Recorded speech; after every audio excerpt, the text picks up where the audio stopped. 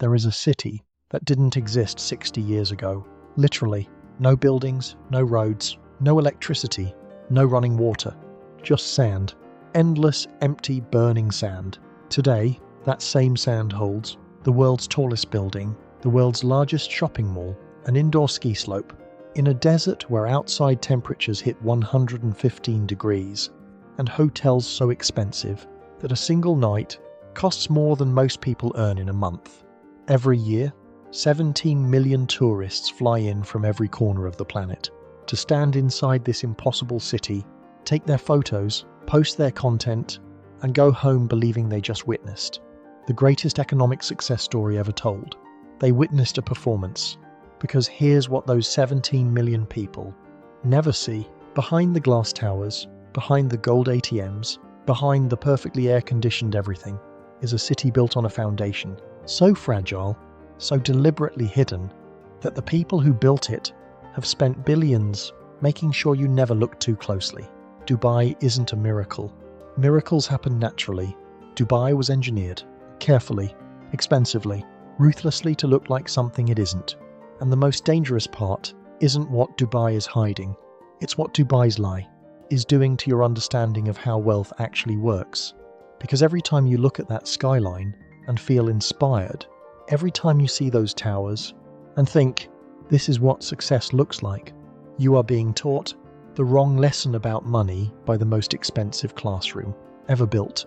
5 truths that the most photographed city on earth has never once wanted you to find. Everyone thinks they know Dubai's secret. Oil? That's what most people say. Dubai found oil, got rich, built towers. Simple story, except it's wrong. And the real story is so much more interesting than that. Dubai actually ran out of oil. Not recently, not quietly. Dubai's oil reserves started seriously declining in the 1980s, and the rulers of Dubai knew something that most governments never have the courage to admit, that the thing making them rich today would be gone tomorrow. So they made a decision that changed everything. They decided to sell an idea instead of a resource. The idea was this: come to Dubai and anything is possible. No income tax, no corporate tax. Bring your money, bring your business, bring your lifestyle, and we will ask you almost nothing in return.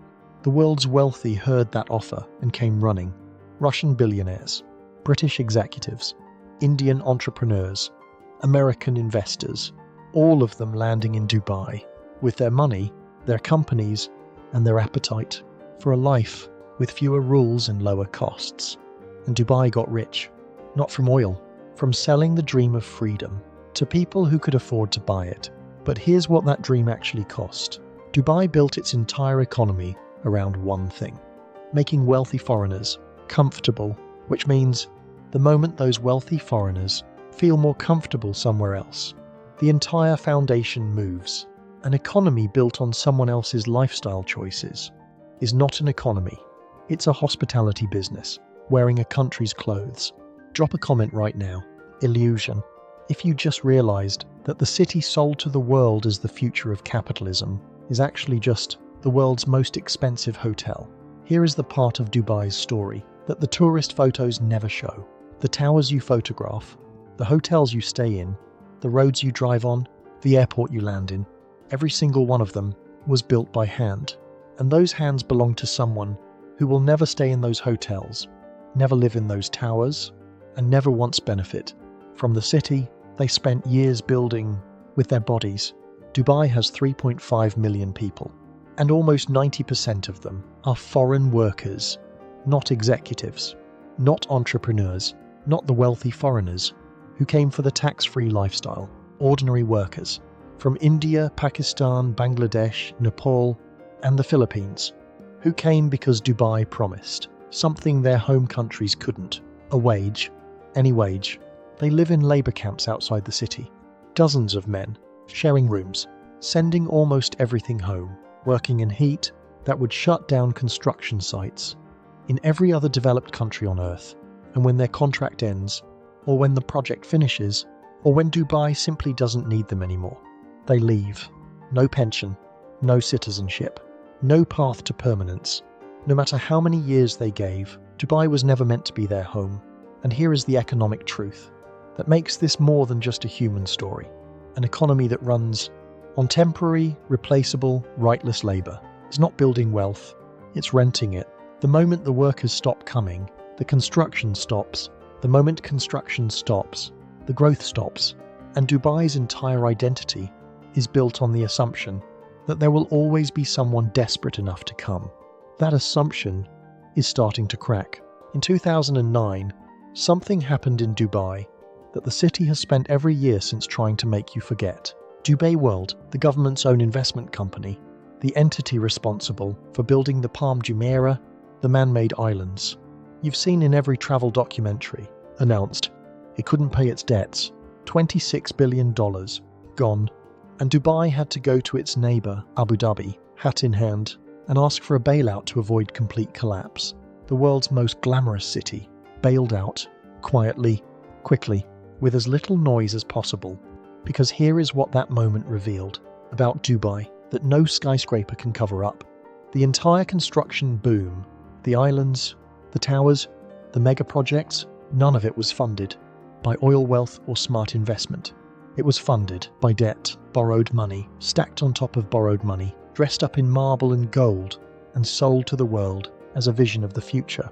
And that debt didn't disappear when Abu Dhabi stepped in. It just got rearranged.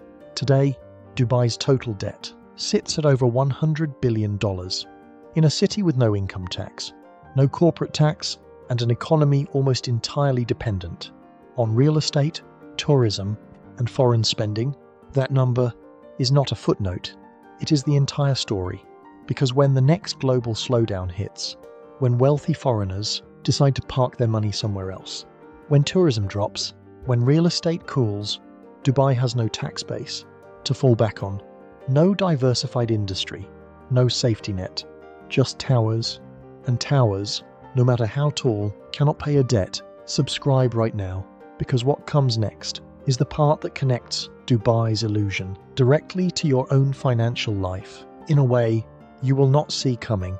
So here is the real truth about Dubai's economy, not the version on the travel blogs, not the version in the investment brochures, not the version that 17 million tourists carry home in their camera rolls every year.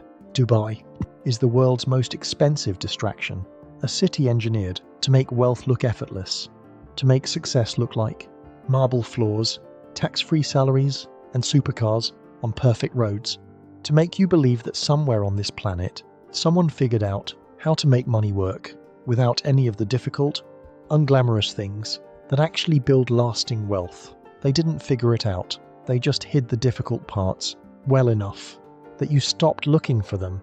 And here is why that matters for your life specifically. Every time you look at Dubai and feel like you're falling behind, every time you see someone posting from the Burj Khalifa and wonder why your financial life looks nothing like that, you are comparing your reality to a performance. You are measuring your actual life against a city that borrowed $100 billion to look that good. You are feeling inadequate next to an illusion that employs an entire government to maintain it. The real wealth in this world is never the thing they put in the photos. It's never the tower, or the yacht, or the gold-plated everything. Real wealth is quiet, boring. It's an index fund nobody photographs, a skill that compounds over years, a decision made on a Tuesday afternoon that nobody sees, but changes everything a decade later. Dubai taught the world what wealth looks like. Australia showed us last time what happens when an entire country performs happiness it can no longer afford. Different cities, same program, look perfect on the outside, hide the cracks quietly, and hope nobody looks too closely. The people who build lasting financial security are the ones who stopped being impressed by the performance, who looked past the skyline, who asked, if this is so successful, why does it need so much borrowed money to stay standing? You just asked that question, and that puts you further ahead than most people who have ever admired that skyline will ever be. If this channel has been showing you the financial world without the filter, subscribe for the version of yourself that stopped being sold a story and started understanding the one actually happening around you. See you next week.